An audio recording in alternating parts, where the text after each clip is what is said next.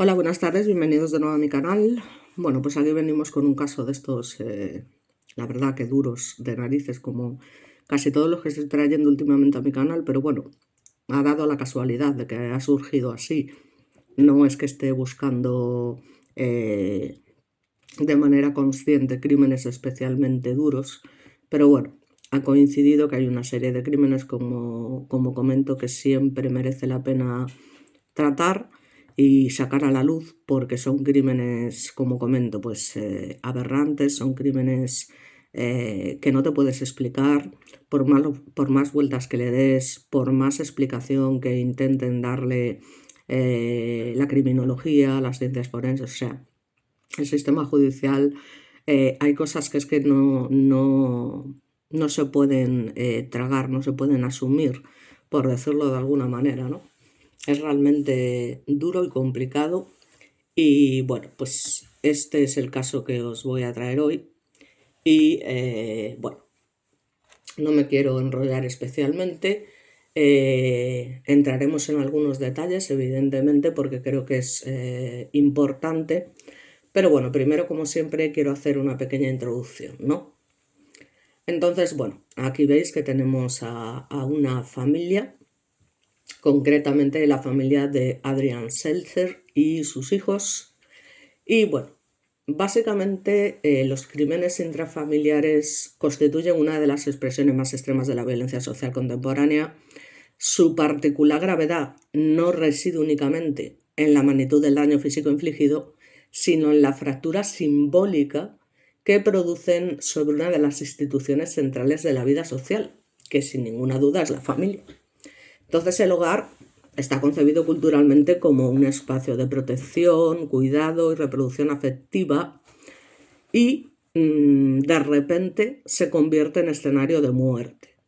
Esta inversión radical del sentido es lo que vuelve estos hechos especialmente perturbadores para la comunidad, para el sistema jurídico y para el sistema académico y yo creo que para toda la sociedad entera, ¿no? Digamos que el asesinato de Adrian Seltzer y de sus hijos, perpetrado por Laura Leguizamón en el barrio porteño de Villa Crespo, constituye un caso sin duda paradigmático dentro de esta categoría. El hecho, como podréis imaginar, conmocionó a la sociedad argentina, no solo por la violencia ejercida, sino por la aparente normalidad previa del grupo familiar, como podemos ver aquí, la ausencia de antecedentes públicos de conflictividad extrema y la dificultad inicial para construir una explicación coherente del suceso. Ya os digo, es que estas cosas que pasan no hay manera de aplicarles una lógica. Entonces aquí tratamos de reconstruir o de hacer una reconstrucción detallada del crimen, articulada un poco con un análisis interdisciplinario que integra perspectivas de la criminología, la psicología forense, la sociología de la familia y el derecho penal. Así que adoptamos un enfoque, digamos, narrativo, analítico, evitando un poco la espectacularización del hecho y priorizando la comprensión estructural de sus condiciones de posibilidad. Entonces, bueno, primero tenemos Villa Crespo como un espacio social y simbólico. Digamos que es un barrio históricamente asociado a procesos de integración social, movilidad ascendente y consolidación de una clase media urbana con fuerte identidad comunitaria. En las últimas décadas, el barrio experimentó transformaciones urbanas que reforzaron su carácter residencial con una mezcla de tradición barrial y modernización progresiva. Desde el punto de vista criminológico, este tipo de contextos no suelen asociarse con crímenes de violencia extrema intrafamiliar. Es decir, la percepción social de seguridad, el entramado vecinal relativamente estable y la cercanía institucional tienden a generar una sensación de control informal. Precisamente por esto, claro, cuando ocurre un hecho de estas características, el impacto simbólico es mayor. O sea, el crimen no se inscribe en un territorio estigmatizado, sino en un espacio que encarna en un principio la idea de normalidad, ¿no? Entonces, La vivienda donde ocurrió el hecho no presentaba de hecho signos externos de precariedad ni de aislamiento extremo. Esto refuerza la necesidad de alejarse de explicaciones simplistas basadas exclusivamente en variables socioeconómicas. Entonces, la familia concretamente, como podemos ver aquí, estaba conformada por Adrián Seltzer, que es el señor, Laura Leguizamón, que es la mujer, y luego sus hijos. Entonces, hacia el exterior, el grupo familiar se presentaba como funcional, integrado y estable, es decir, lo típico. Concretamente, Adrián se encontraba inserto en el circuito laboral formal y mantenía también vínculos regulares con su entorno. O sea, no existían registros públicos de denuncias por violencia doméstica ni antecedentes judiciales relevantes. Por otra parte, Laura ocupaba un rol central en la organización de la vida cotidiana y en la crianza de los hijos, es decir, una situación bastante común. Como ocurre en numerosos hogares contemporáneos, la carga emocional y doméstica, bueno, pues sí es cierto que recaía mayoritariamente sobre ella. Este dato va a resultar relevante desde una perspectiva de género y salud mental, ya que, bueno, pues digamos que la sobrecarga prolongada, aunque para mí ya os digo, no va a ser excusa en la vida, es que me da exactamente igual, puede actuar como factor de riesgo cuando no existen redes de apoyo suficientes. Bueno, ya me dirás, o sea, el hecho de tener 2 hijos, como tienen, pero innumerables de millones de parejas, ¿cómo puede ser un factor de riesgo por sobrecarga? Pero bueno, los hijos representaban el núcleo afectivo de la familia y el principal punto de identificación social de la maternidad. En este sentido, parece ser que el crimen adquiere una dimensión particularmente disruptiva. La figura socialmente investida como protectora se transforma en victimaria. Entonces, claro, como os comento, tenemos la normalidad aparente y el silencio previo, que es uno de los aspectos más inquietantes del caso y que consiste básicamente en la ausencia de señales claras previas al crimen, al menos en los relatos posteriores de vecinos, familiares y allegados. ¿Qué personas más cercanas puede haber? Entonces, este silencio previo no debe interpretarse como inexistencia de conflicto, que ya sabemos que luego lo que pasa de puertas para adentro en realidad lo conocen ellos y nadie más. Pero joder, no sé, sino como una manifestación de la forma en que el malestar psíquico suele quedar encapsulado en el ámbito privado. Entonces, la literatura especializada señala que los procesos de deterioro mental severo rara vez son abruptos,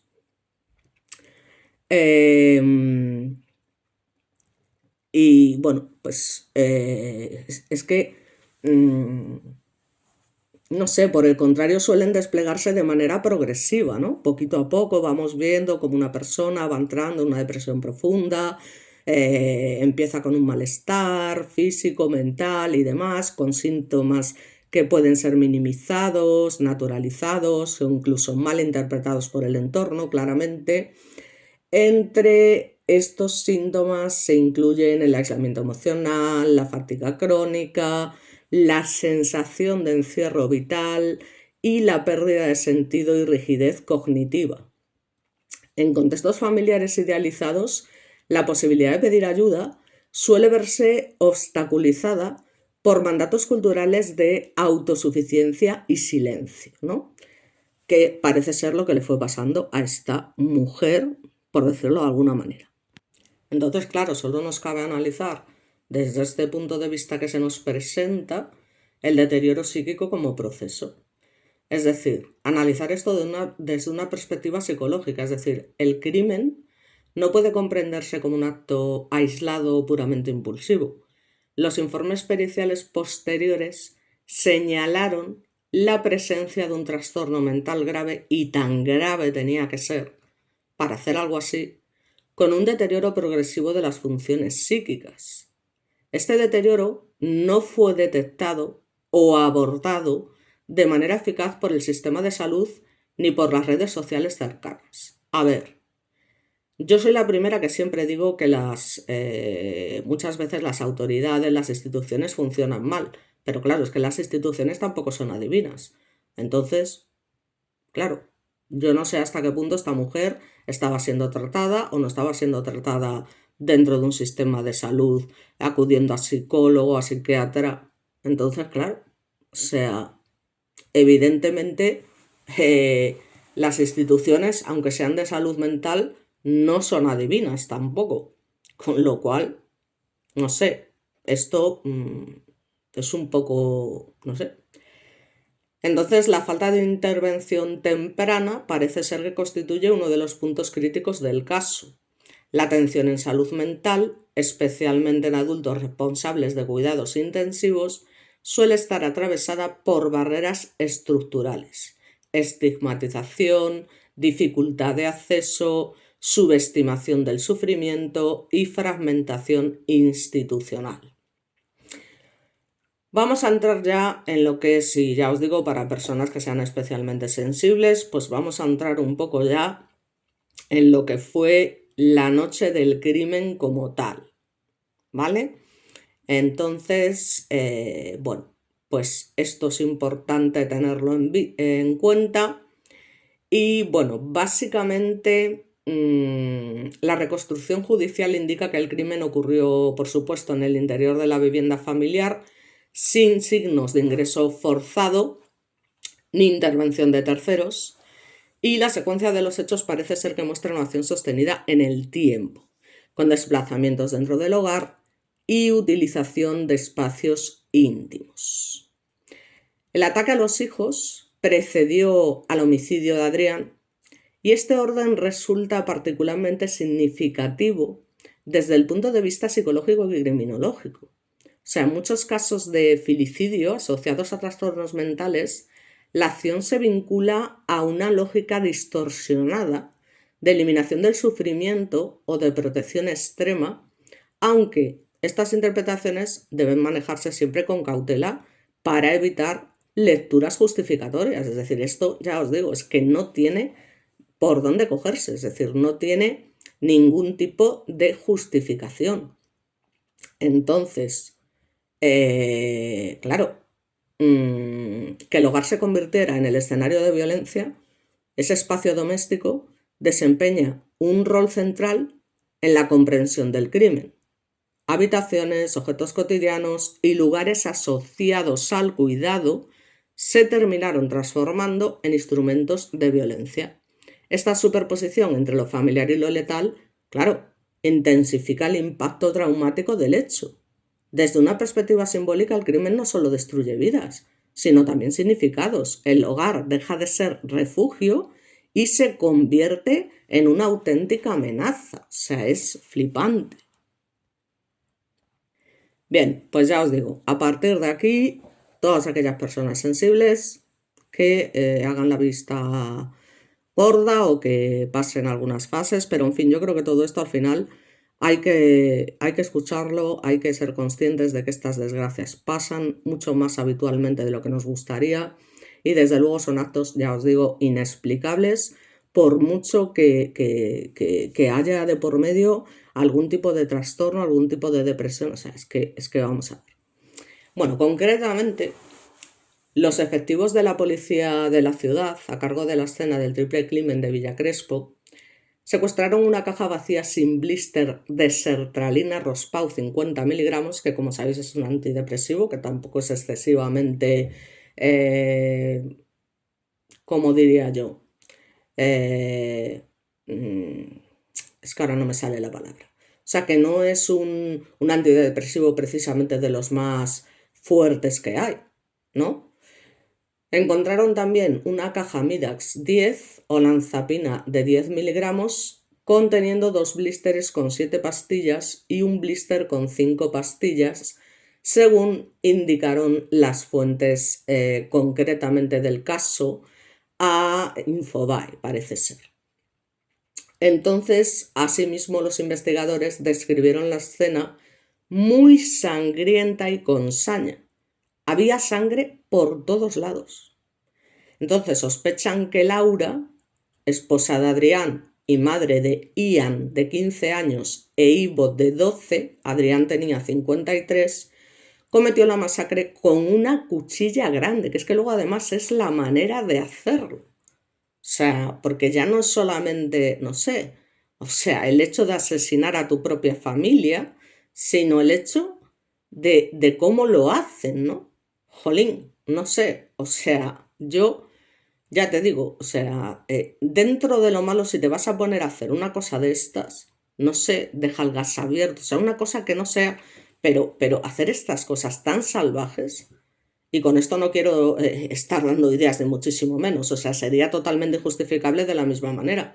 Pero joder, buscar esa manera de matar a tu propia familia es que me parece ya el colmo de los colmos. Entonces, no solamente utiliza una cuchilla grande, sino que fue secuestrada también junto a otra arma blanca. Entonces, a raíz de las heridas defensivas, la ubicación, la posición de los cuerpos y una carta hallada en la escena creen que la madre fue la autora de la masacre. Bueno, creen y bueno. Y luego la mujer se habría suicidado o quitado la vida. Según pudieron reconstruir los peritos, cerca de las 6 de un miércoles día 23 de mayo, perdón, ¿era 23 de mayo?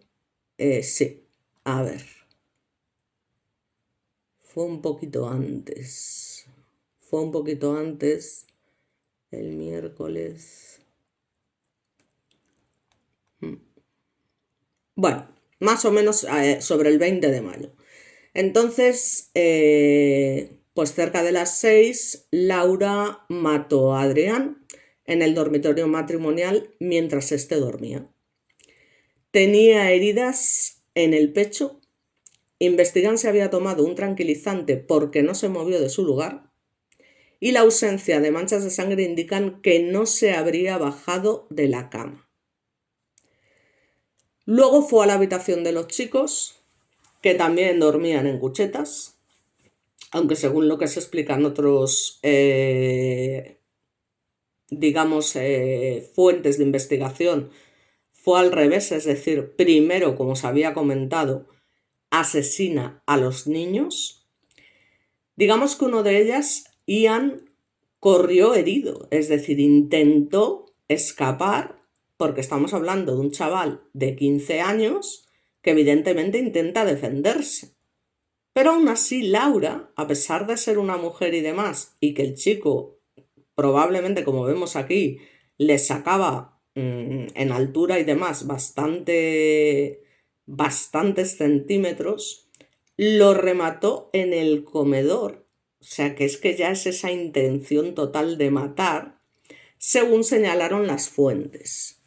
Presentaba heridas de arma blanca en el pecho y en la espalda. Es que es una auténtica barbaridad. O sea, yo no entiendo cómo una madre puede hacer algo así. De verdad, o sea, yo entiendo las enfermedades mentales mejor que nadie.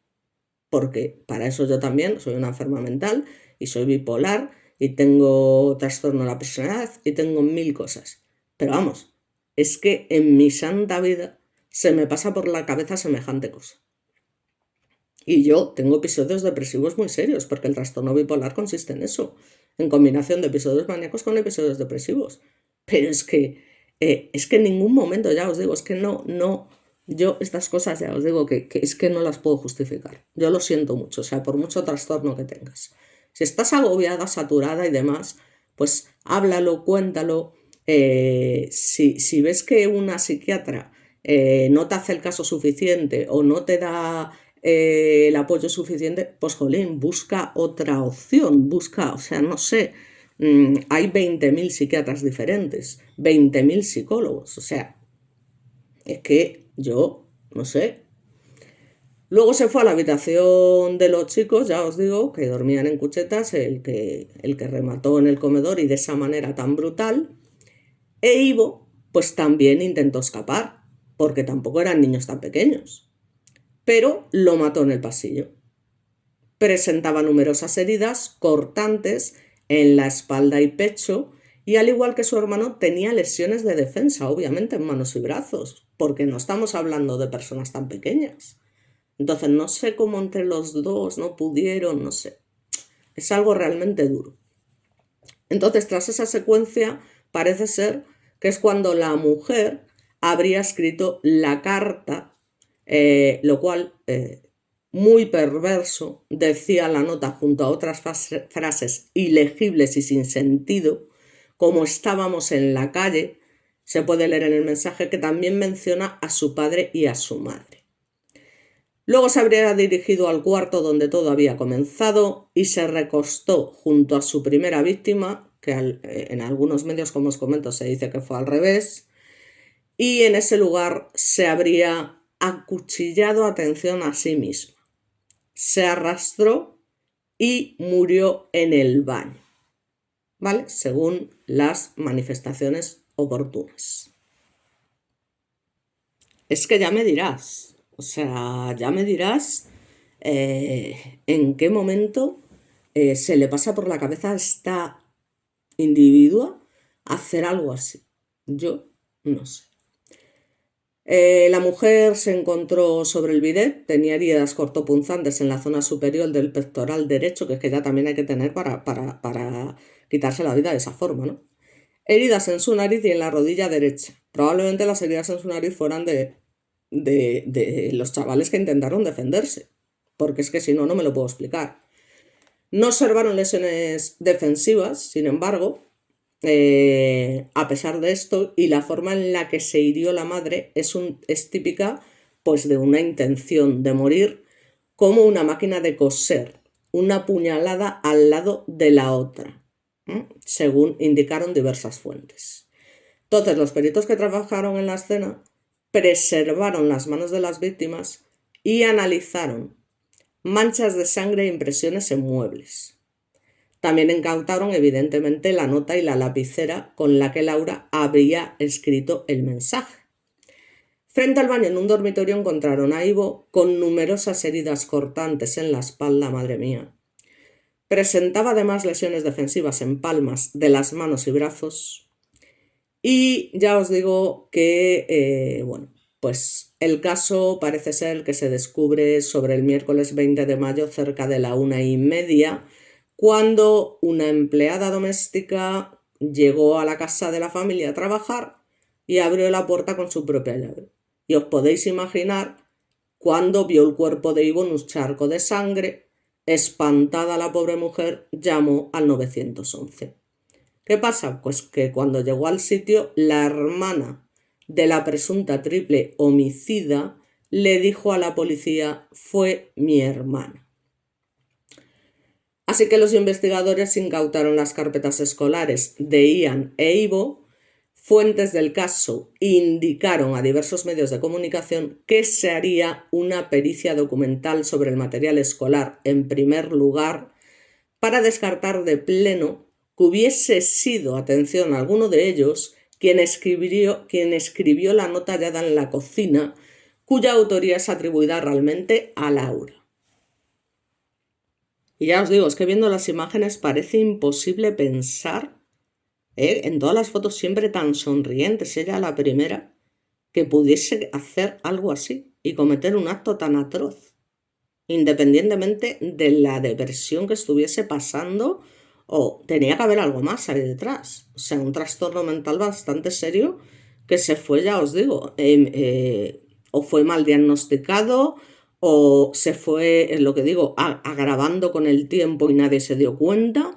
Pero, jolín, una persona que se supone que está en tratamiento con una serie de antidepresivos, benzodiazepinas y demás, o sea, yo ya os digo, o sea, aquí hay algo que no cuadra, o sea, hay algo que no está bien, ya os digo, y yo estas cosas es que no las puedo justificar. Al mismo tiempo, encontraron pistas del móvil que desató la masacre o indicios de que algo no marchaba bien en el seno de la familia. Podría ser material para una pericia psicológica sin ninguna duda y documentológica con el fin de reconstruir qué narices estaba pasando en esa casa, según comentó un investigador. Es verdad, o sea, ¿qué estaba pasando para que se llegase a semejante situación? Porque desde luego la apariencia En ningún momento, y ya os digo, ni para su propia familia, ni para allegados, ni para vecinos, ni para nadie, resultó en ningún momento extraña y demás. Que esto sí que es verdad que pasa en muchas ocasiones, es lo que os digo. Al final, solamente los que viven en la casa saben qué es lo que hay.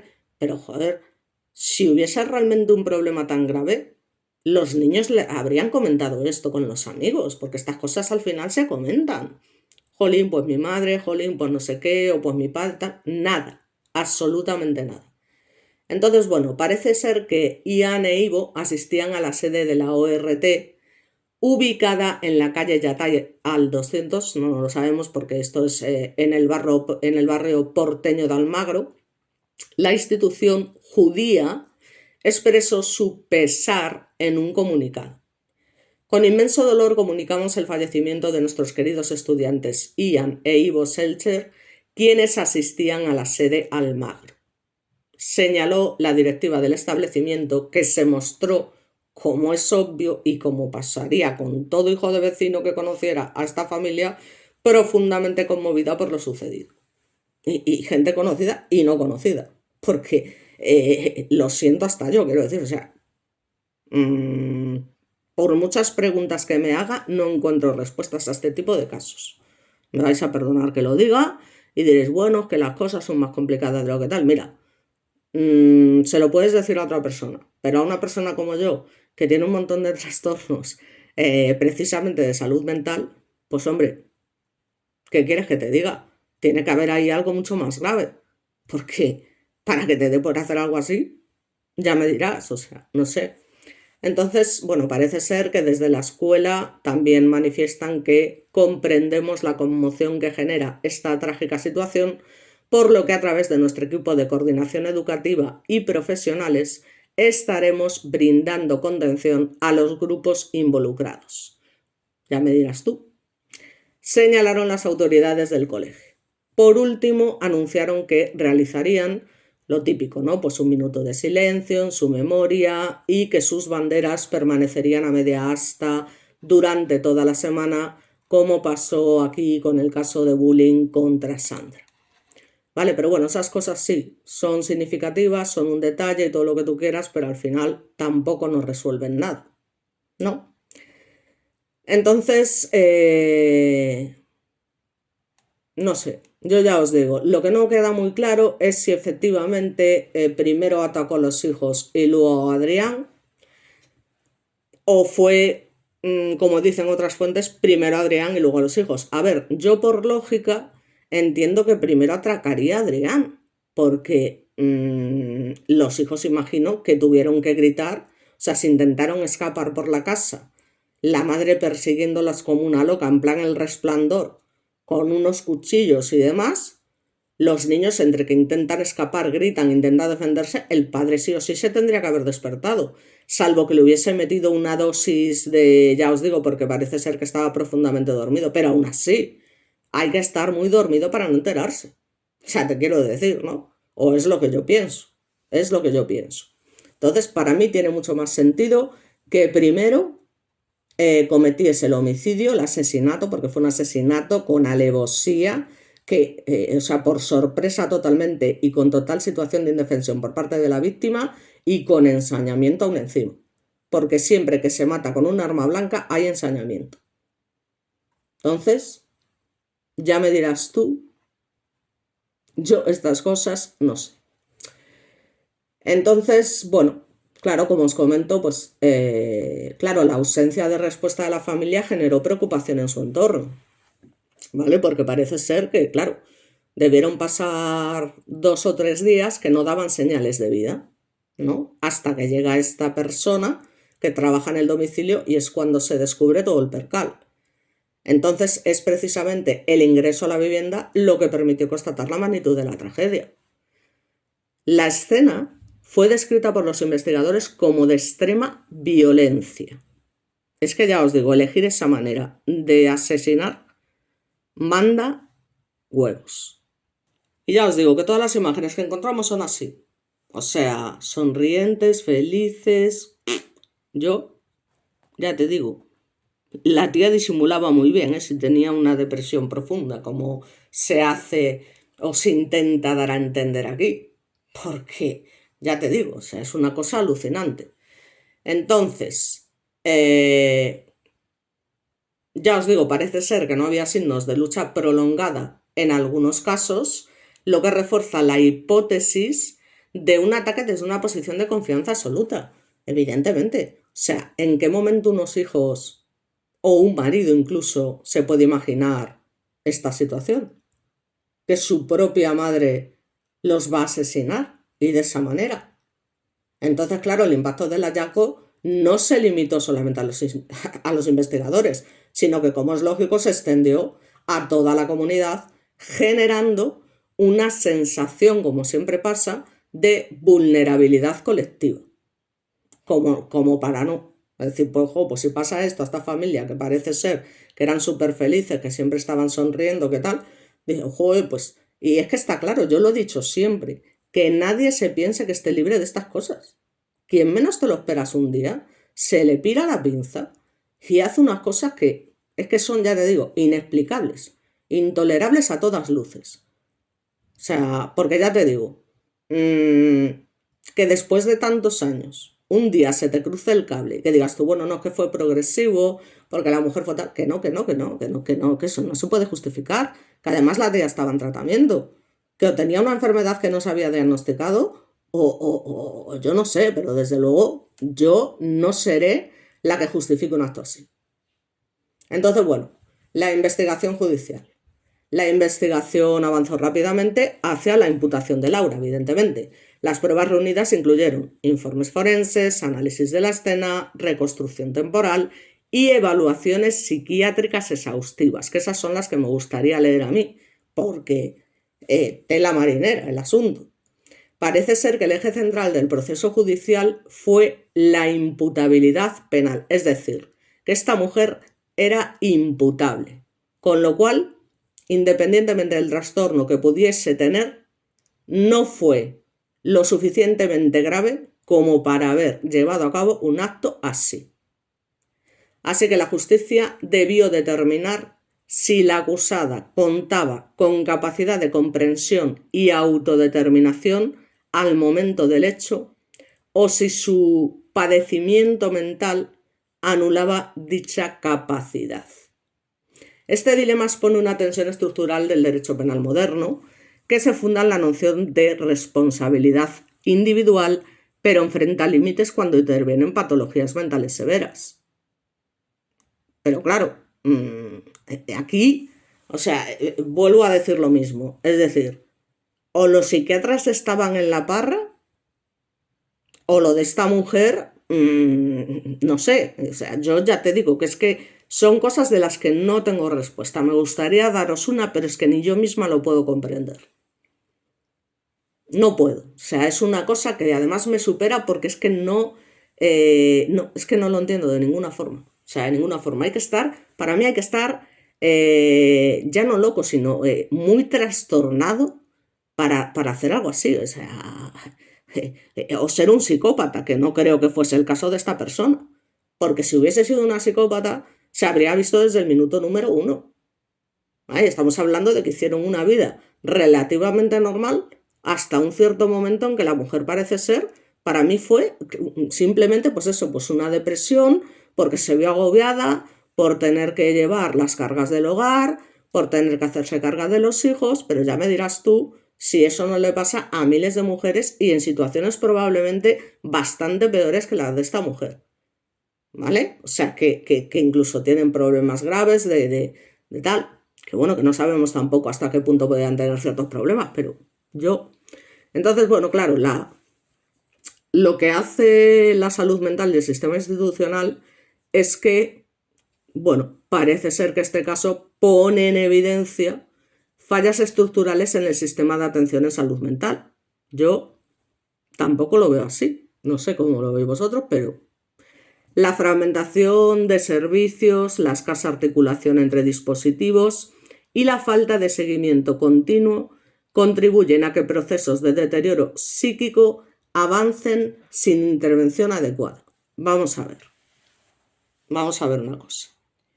Yo no sé cómo funcionarán las cosas fuera de España en el tema de la salud mental y demás, pero lo que tengo claro es que existe un servicio permanente 24 horas al día, de lunes a domingo, de urgencias psiquiátricas, ¿vale?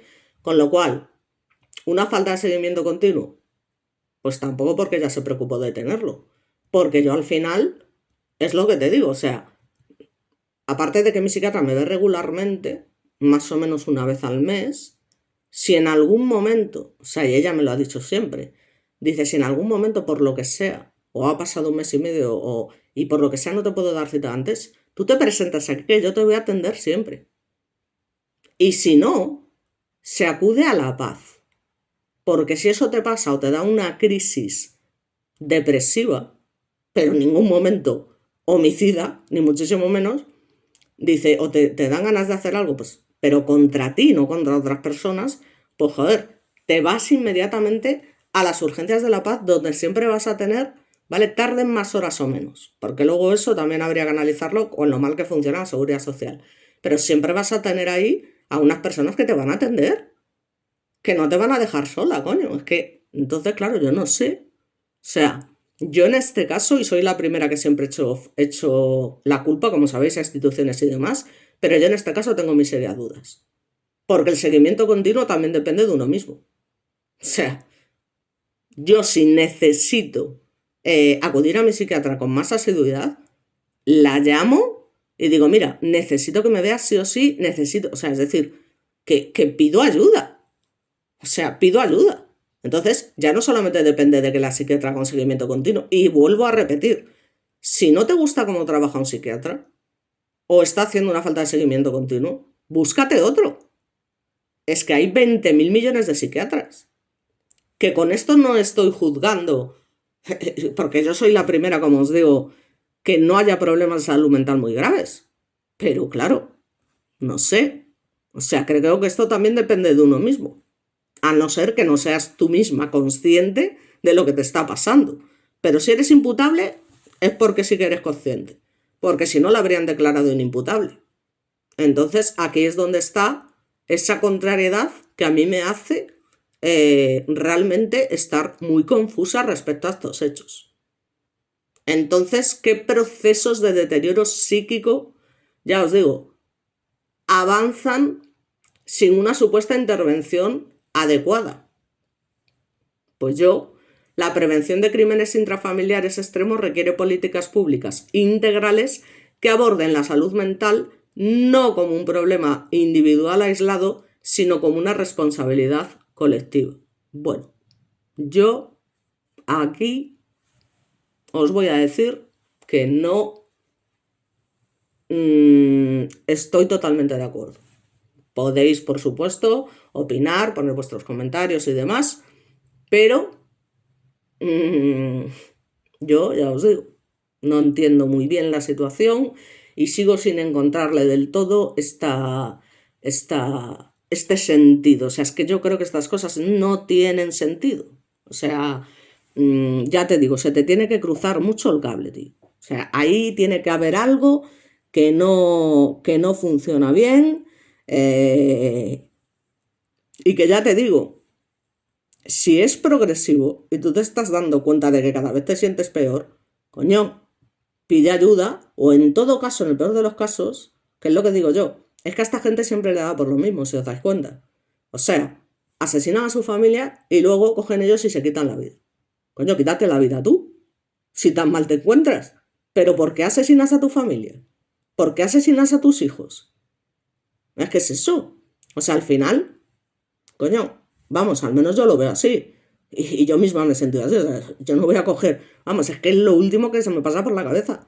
En todo caso, el daño es contra mí misma. Y la gravedad es contra mí misma en todo momento. Pero no en esos momentos depresivos más atroces.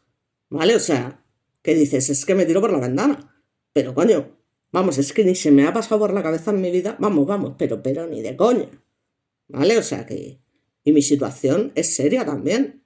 Entonces, no entiendo.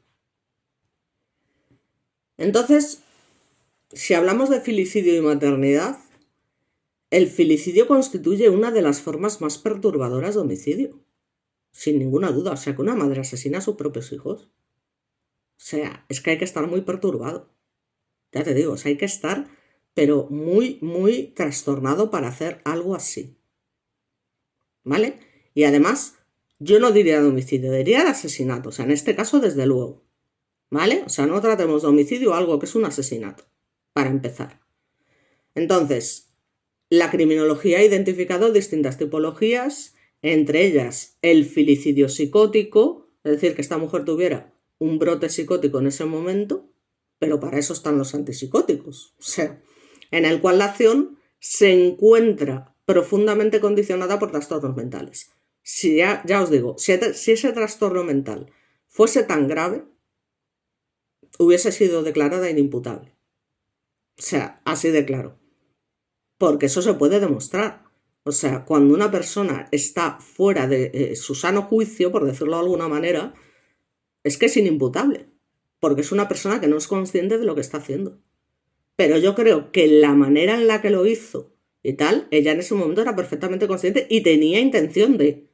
Porque persiguió a los niños a pesar de que intentaron defenderse y hasta que no acabó con ellos no paró.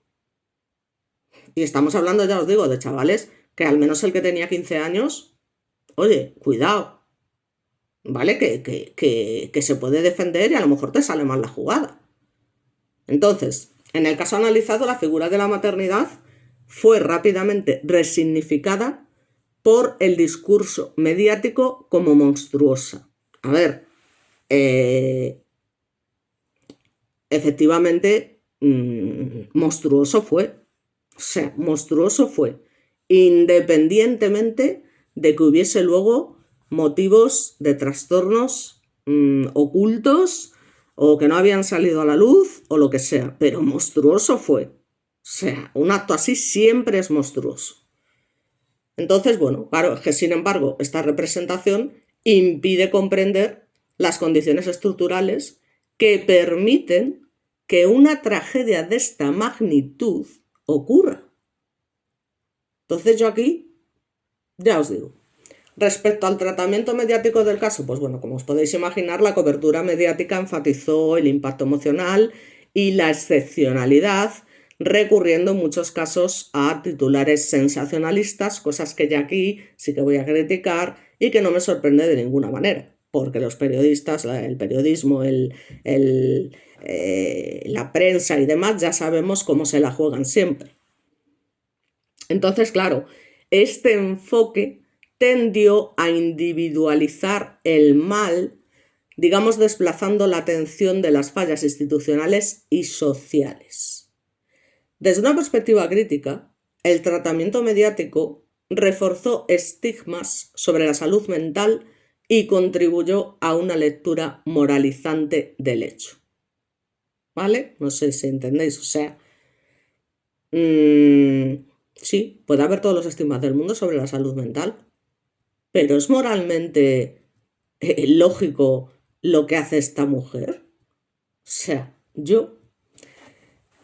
hay una dimensión sociológica de la familia, es decir, el crimen interpela directamente al modelo de familia nuclear contemporáneo. La idealización, de alguna manera, de la autosuficiencia familiar sí que puede, eso no lo vamos a dudar, ocultar tensiones, sobrecargas y sufrimientos que, aunque en ausencia de redes de apoyo, pueden escalar hacia situaciones extremas. Pero es que lo que os digo, o sea, esto es una cosa que se tiene que ir viendo y que si una señora está con un tratamiento con unos profesionales, o sea, ya os digo, no sé. La violencia intrafamiliar no debe entenderse como una anomalía aislada, sino como un fenómeno que emerge en contextos de silenciamiento del conflicto. Vale, o sea que aquí se supone que tenemos que entender que esta mujer, como os digo, se iba deteriorando progresivamente respecto a lo que a la salud mental se refiere, que eso fue una cosa que se ocultó por su parte, especialmente, y nadie se dio cuenta de lo que estaba pasando. Ni sus especialistas, ni los vecinos, ni su familia. Entonces, claro, ¿quién es responsable realmente de algo así? Si se mantiene un silencio del conflicto. Yo tengo mis dudas, me vais a perdonar. Tengo mis dudas.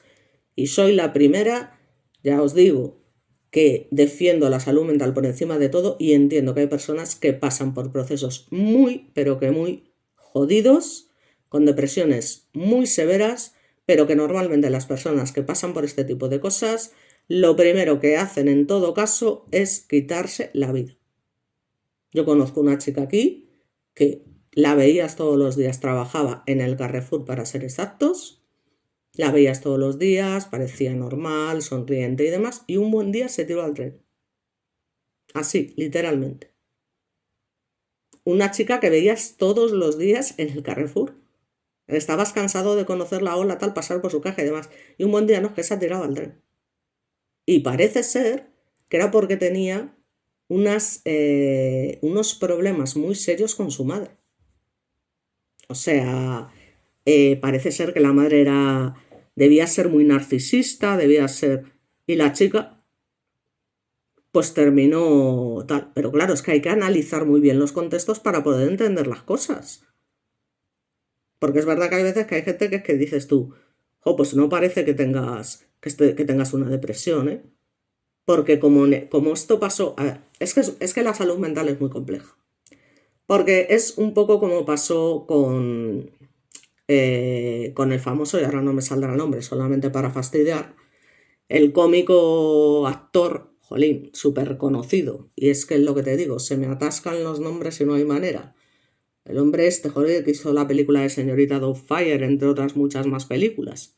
Robin Williams. Bueno, pues ese señor igual. Era un señor que se dedicaba sobre todo a la comedia, que estaba todo el día con la sonrisa en la cara, y de repente un buen día se quita la vida. Y eso le ha pasado a un puñado de personas, ¿eh? Pero a un puñado de cientos y miles de personas.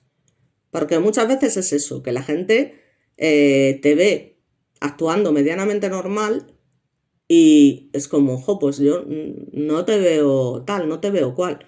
Bueno, una cosa es lo que tú veas y otra cosa es cómo yo me sienta por dentro. Y que tampoco te guste ir dando pena, evidentemente. Al menos a mí, vamos, no sé. Es eso, o sea, aparte de que no te guste ir dando pena y demás, o sea, tú esa pena ya la pasas tú sola en tu casa cada día. Cuando decides no salir, cuando decides encerrarte, cuando decides vivir un poco tu vida, tu aire, haciendo las únicas cosas que te hacen sentir medianamente bien, ¿vale? Pero bueno, cuando decides salir a la calle porque un amigo tuyo te necesita o porque simplemente tiran de ti y dicen que salgas, que salgas, que salgas, que salgas, pues una vez que decides salir no vas a salir para estar aquí, que lo puedes hacer, que no pasa nada por llorar, que no pasa nada por decir, joder, me siento fatal, me siento tal, y en alguna vez ha pasado y yo lo he hecho, pero también hay que entender que no soy la única que tengo problemas, que es que yo tengo otros amigos que también tienen sus problemas, es que al final todo el mundo tiene sus cosas, unos más graves y otros menos graves. Pero amigos con depresión, amigos, ya os digo, que están en una situación a día de hoy muy chunga, joder, pues tienes que estar ahí también. Entonces tienes que saber sobrellevar, sí que es verdad que bueno, que claro, si eres un esquizofrénico, una persona... Hay ciertas enfermedades mentales que está claro que no se pueden manejar de ninguna manera, salvo que estés en todo momento automedicado, supermedicado, perdón, como en este es el tema de la esquizofrenia, e incluso el trastorno bipolar, porque son los trastornos mentales más graves que hay, porque la psicopatía, repito, y la sociopatía no son trastornos mentales, ¿vale? O sea, eso que quede bastante claro. Entonces, ya te digo, o sea, yo, ¿qué queréis que os diga? O sea, yo intento, claro, y sobre todo si mis amigos me necesitan, aunque yo lo esté pasando mal, coño, es que los demás también, y también hay que escuchar. Y yo siempre he sido más escuchadora que contadora, por decirlo de alguna manera. Siempre he tendido más a escuchar los problemas de los demás que a coger y hablar de los míos. ¿Vale? Entonces, bueno, sí que es verdad que hay gente que te conoce muy bien, sobre todo tus amigos, porque para mí lo de la familia es relativo y hay familiares que sí, familiares que no, ¿vale? O sea, eso está claro. Es decir, familiares que sí me importan y otros que no me importan en absoluto, ¿vale? O sea, y los que me importan son bastante pocos. Ahí lo voy a dejar. Entonces, yo, ¿qué queréis que os diga? O sea, no voy a ir por ahí, salvo que sea una situación, ya digo, es que hay veces que no puedes evitarlo, porque estás tan mal, pero es que yo procuro, cuando estoy tan mal, quedarme en mi casa. Que dicen, pues hombre, no es bueno. Vamos a llorar las dos juntas. Me ha pasado muchas veces con alguna amiga que también está pasando por un mal momento. Vamos a quedar y vamos a llorar los dos juntas. Y al final terminas haciendo el loco, bailando como una loca o haciendo tal, o incluso tomándote una copa, cosa que yo no puedo hacer porque no debo beber alcohol, pero claro, hay momentos, y de hecho los episodios maníacos, a mí el alcohol porque no me gusta, pero en los episodios maníacos haces cosas que en el fondo son autolesionables, es decir, te haces daño a ti mismo, porque haces cosas, ya te digo, se te va la pinza, te crees un superhéroe, tal, no sé qué, y haces cosas que te ponen en riesgo. O sea, así de claro, en todos los sentidos. Cualquiera que quiera saber en qué consiste un episodio de manía con un trastorno bipolar, lo busca, a ver, yo lo podría decir, pero es lo que os digo.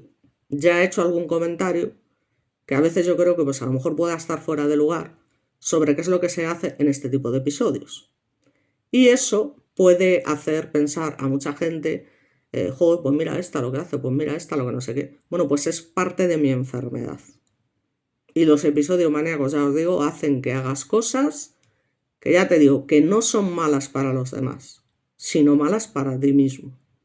Que asumas una serie de riesgos que cuando caes al pozo y pasas al episodio depresivo dices, madre de Dios, digo, ¿en qué momento hice yo esto? Que me podía haber quedado ahí, en el sitio.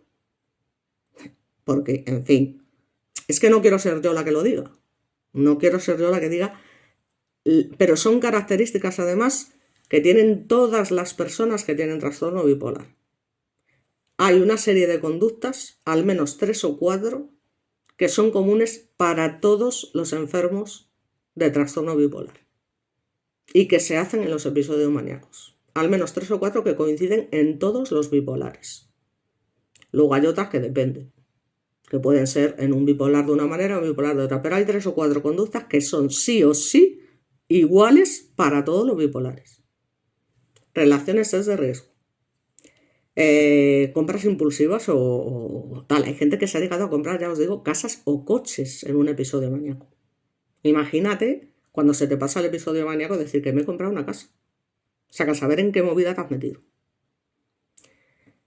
Consumo de sustancias ilícitas, ¿vale? A mí porque personalmente el alcohol no me gusta, pero hay otras cosas, ¿vale? Y eso, con la medicación que yo tomo, es que te quedas en el sitio. Poco más puedo decir.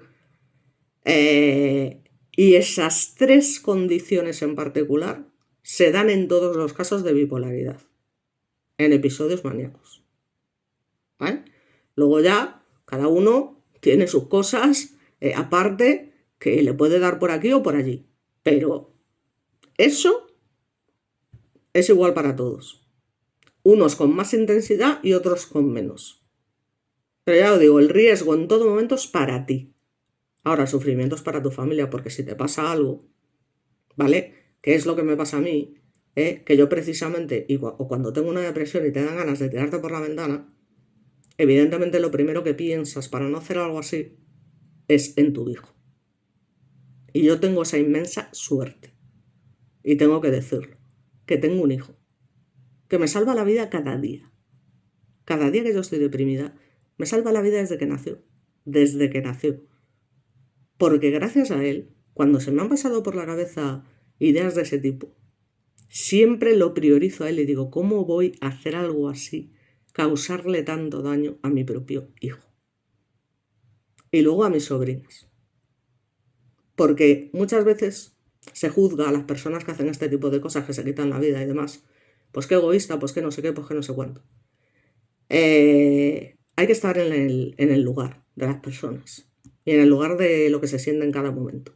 Pero yo en este caso priorizo, aunque ya os digo, me den ganas de mandar toda la shit cuando estoy en esas condiciones, es que vamos, pienso en mi niño digo, no, porque es que acabo con él, es que no nos podemos imaginar el daño que una madre que se quita la vida le puede hacer a su hijo. Y para eso hay que tener mucha empatía.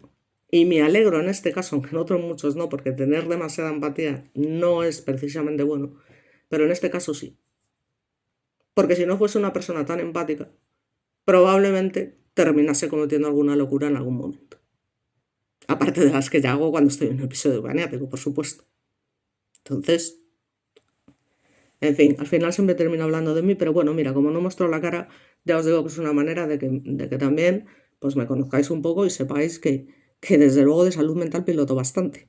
Además que yo llevo desde los 17 años, que estamos hablando de una cantidad de años con esto encima, que como os podréis imaginar, he probado toda la medicación existente y por existir. Y ya llega un momento que me dicen, no, Caro, tu caso es grave porque ya lo has probado todo, te has acostumbrado a todo y ya es muy difícil conseguir los medicamentos idóneos y las dosis idóneas para que realmente no tengas esos cambios emocionales tan bruscos. Que al final de eso se trata, ¿vale? De eso se trata. Pero si aún encima tienes insomnio crónico y te pasas toda la noche sin dormir, te duermes a las 6 de la mañana todos los días, o sea, eso al final es que es muy malo, es que es terrible. O sea, es terrible. Porque además por las noches es cuando la cabeza más vueltas le da a las cosas. Y lo que por las noches nos parece súper grave, a lo mejor durante el día no. Pero yo como tengo, pues eso, tanta tolerancia a la medicación, pues por muchos, ya os digo, es que es muy complicado. Manejarme a mí es muy complicado. Muy complicado. Y hay muchas veces que la gente te dice, "Jo, es que no la gente de fuera, digo la gente de dentro, por eso hablo de lo del tema familiar en particular. Que a veces, precisamente las personas que te han causado de alguna manera el sufrimiento, por su narcisismo, por su despotismo, por su sistema dictatorial, por cosas que han hecho a tu alrededor, a otras personas a las que quieres con locura, pues evidentemente luego siempre te terminan culpando a ti de todo.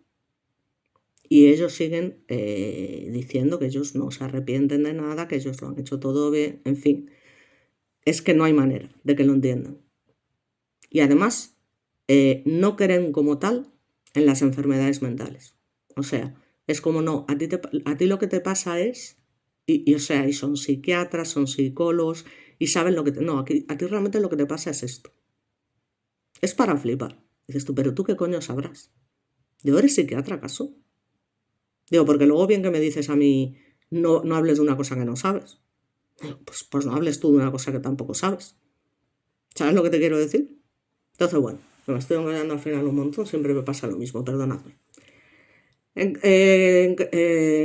conclusión, en ausencia de redes de apoyo, pues parece que estas cosas pueden escalar hacia situaciones extremas con ese silenciamiento del conflicto, como comentaba. Y digamos que desde la criminología crítica el caso se puede interpretar como el resultado de una convergencia de factores. Un padecimiento mental no tratado, que también depende de uno mismo, como os comento, el aislamiento emocional, mandatos de género, fallas institucionales y desatención social. Pero es que, joder, las instituciones no son adivinas, repito. Es que si una persona no manifiesta esos síntomas que tiene, que se encuentra mal, que, claro, también decir, joder, es que es muy fácil decirlo, pero cuando uno está mal, bueno, sí, hay casos. Hay casos de gente que prefiere no ir porque le parece, pero ¿cómo voy a ir yo al psiquiatra? ¿Pero cómo voy a ir al psicólogo si yo no estoy tan mal? Si yo no sé qué. Si eso lo he escuchado yo cientos de veces a personas que dicen, perdóname, pero lo tuyo es para hacérselo mirar. En fin, y no hay manera humana de que esa gente vaya a pedir ayuda. Y claro, pues a veces pasa lo que pasa. Pero entonces aquí no le puedes echar la culpa a las instituciones. Creo yo. Aunque puedo aceptar que haya responsabilidad por ambas partes. Tanto por las instituciones como por Laura como tal. Pero que solamente en este caso sea culpa de las instituciones, no. Yo, al menos así no lo veo, ya os digo. Y es raro que yo diga esto, porque sabéis que soy la primera que además me enveneno y envío a las instituciones porque no se hace nada, porque en casos de maltrato, porque tal, porque cómo se puede consentir. Me habéis escuchado miles de veces. O sea que soy yo la primera que cuando hay que despotricar contra las instituciones despotrico. Pero en este caso tengo mis serias dudas. Con lo cual, en conclusión, no podemos buscar justificar el crimen, sino en todo caso, intentar comprender sus condiciones de posibilidad para diseñar estrategias preventivas. Pero ya os digo, si no hay conocimiento de ellas, ¿qué vas a prevenir si no tienes ni idea? Y luego está, ya para terminar, la responsabilidad, el castigo y el cuidado. El debate sobre la imputabilidad de Laura pone tensión en las nociones de castigo y cuidado. Aquí el sistema penal se enfrenta al desafío de responder a un acto que es evidentemente irreparable, intolerable y atroz, cometido parece ser por una persona con un grave deterioro psíquico. Repito, si tiene un grave deterioro psíquico, y eso es demostrado, es que es inimputable. Entonces, sí, a ver, aquí hay un desafío entre a ver si esto tal, esto cual. O hay desafío o no hay desafío.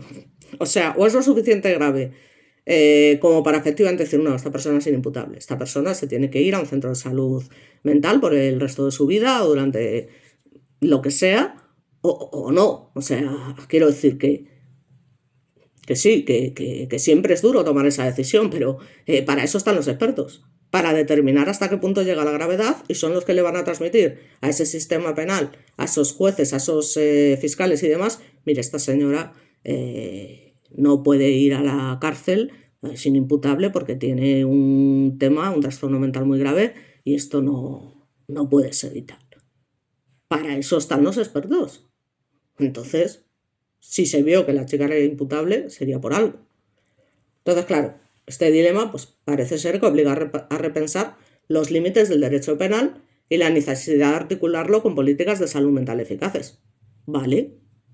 Sí, porque en muchos casos se cometen errores graves. Pero bueno, respecto a esto, ya os digo, tengo mis dudas. Total, como conclusión.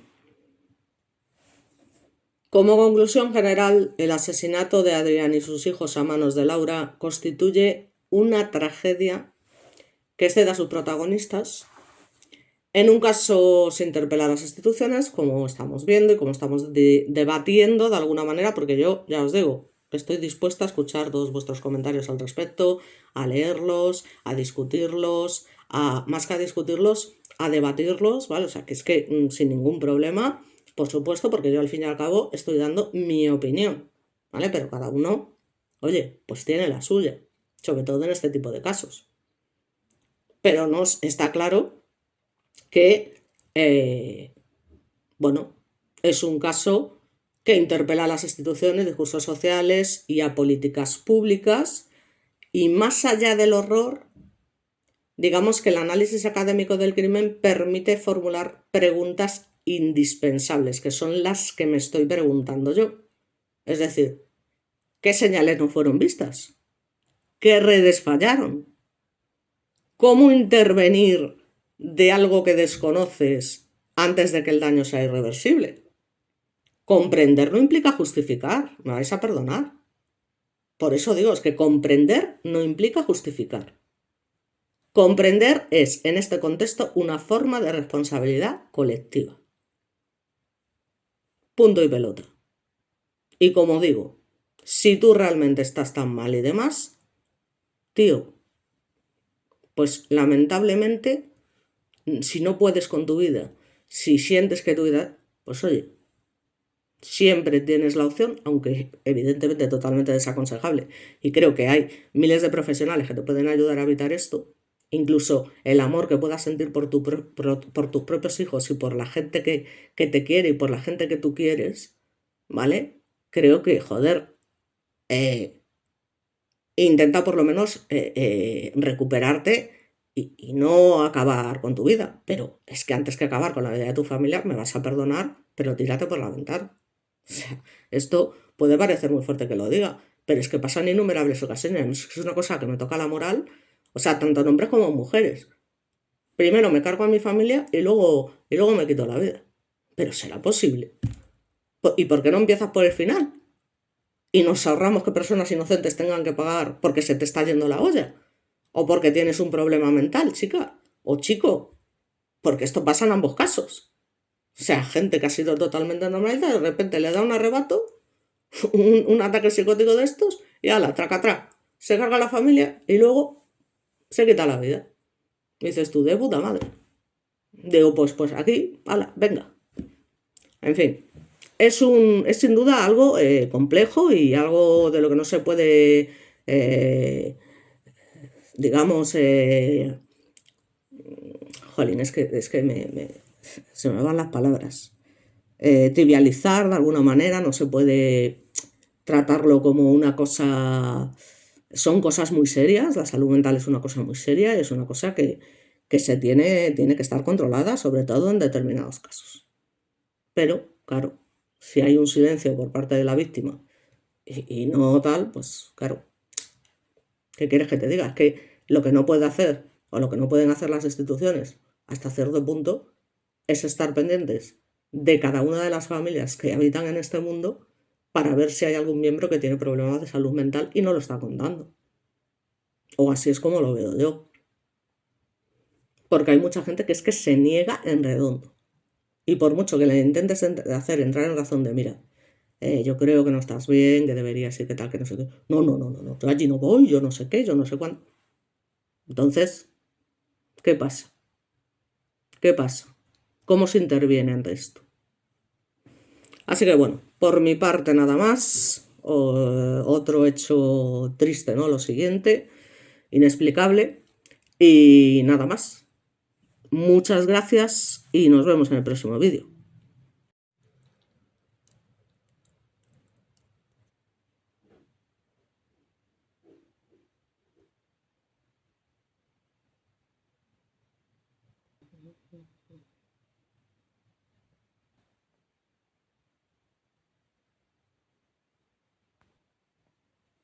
Aquí la señora que los encontró, en la que trabajaba como en su casa.